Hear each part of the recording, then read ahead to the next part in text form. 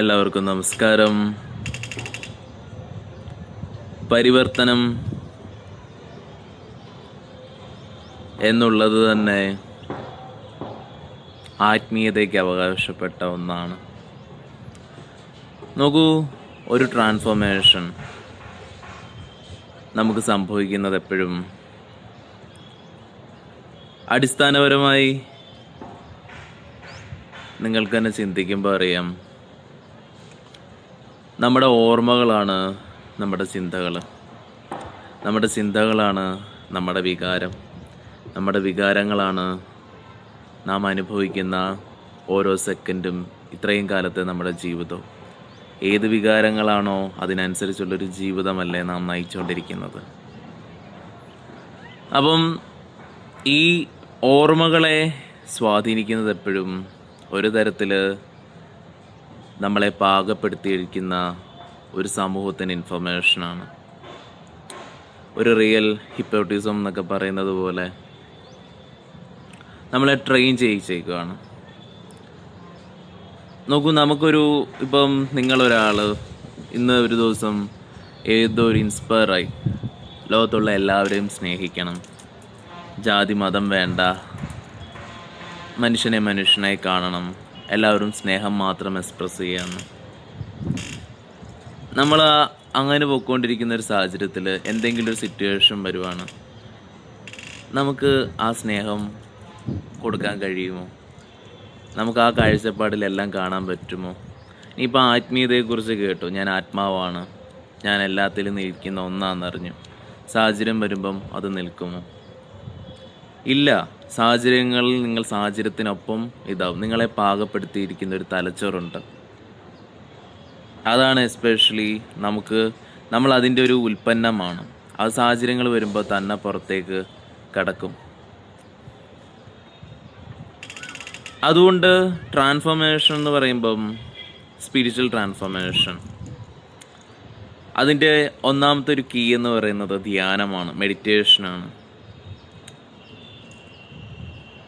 നമ്മൾ ധ്യാനിക്കുമ്പം, ധ്യാനം എന്ന് പറയുമ്പോൾ കണ്ണടച്ചിരുന്നാലല്ല അത് സംഭവിക്കുന്നത്.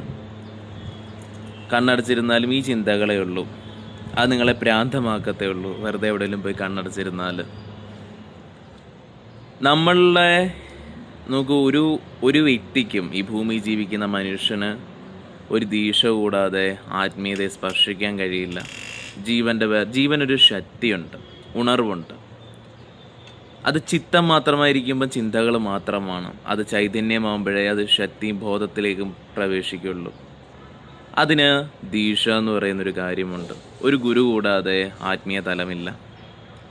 അപ്പോൾ ഒരു ദീക്ഷയ്ക്ക് ശേഷമാണ് യഥാർത്ഥ ആധ്യാത്മികത സംഭവിക്കുന്നത്. ആൾക്കാർക്ക് ഭാവനയിൽ സൃഷ്ടിക്കാം, ദൈവം എൻ്റെ അടുക്ക വന്നിത് പറഞ്ഞു, കൃഷ്ണൻ എന്നോട് ഇത് പറഞ്ഞു, രാമൻ എന്നോട് ഇത് പറഞ്ഞു. പക്ഷേ അവരുടെ ജീവിതത്തിലൊരു ട്രാൻസ്ഫോർമേഷൻ നമുക്ക് കാണാൻ കഴിയില്ല, ആത്മീയപരമായുള്ള. അതുകൊണ്ട് ദൈവം വന്ന് നിങ്ങൾക്ക് ദീക്ഷ തരില്ല. ഒരു ഗുരുവിൽ നിന്ന് ദീക്ഷ എടുക്കണം. അത് നിങ്ങളുടെ ഉള്ളിലെ ചൈതന്യമാണത്. നിങ്ങളുടെ ഉള്ളിൽ നിന്ന് തന്നെ അത് ഉണരാനുള്ള രീതി, അതിനൊരു താന്ത്രികം വേണം, അതിനൊരു മന്ത്രശക്തി വേണം, ഒരാളുടെ സഹായം എപ്പോഴും ആവശ്യമാണ്.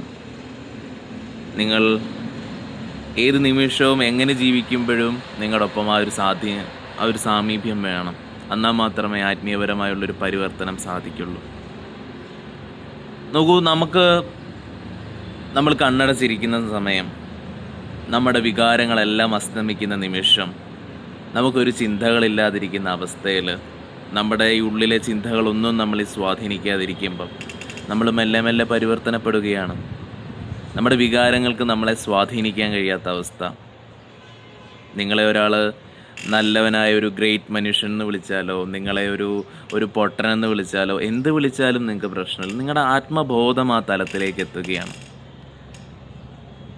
ഈ സിദ്ധന്മാരെയും അവധൂതരെയൊക്കെ കണ്ടാൽ മതി, അവർ ആ ബോധത്തിലാണ് എപ്പോഴും, ഒരു ദിവസത്തെ ജ്ഞാനത്തിലല്ല ഇരിക്കുന്നത്. ഞാൻ ആത്മാവാണ്. യഥാർത്ഥ ധ്യാനം ഇതാണ്, ജ്ഞാനത്തിലിരിക്കുന്നതാണ് ധ്യാനം. അത് സ്ഥിതിയായിരിക്കുന്നതാണ്. അല്ലാതെ ഒരു ദിവസം ആത്മബോധത്തെ കേട്ടിട്ട് അതിനെ ഉറയ്ക്കാൻ ശ്രമിക്കുന്നതല്ല.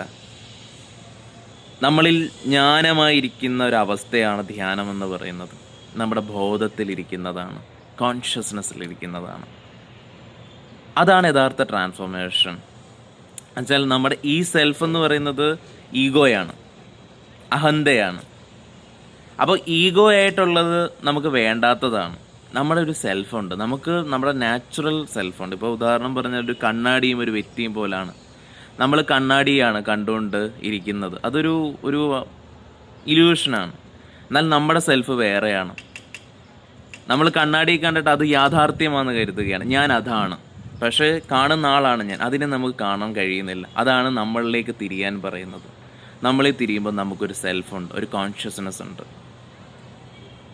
അതിനെ നമുക്ക് ഇല്ലാതാക്കണമെങ്കിൽ ചിന്തകൾ കൊണ്ടൊന്നും സാധിക്കില്ല, നമ്മുടെ ഒരു തീരുമാനം കൊണ്ട് പറ്റില്ല.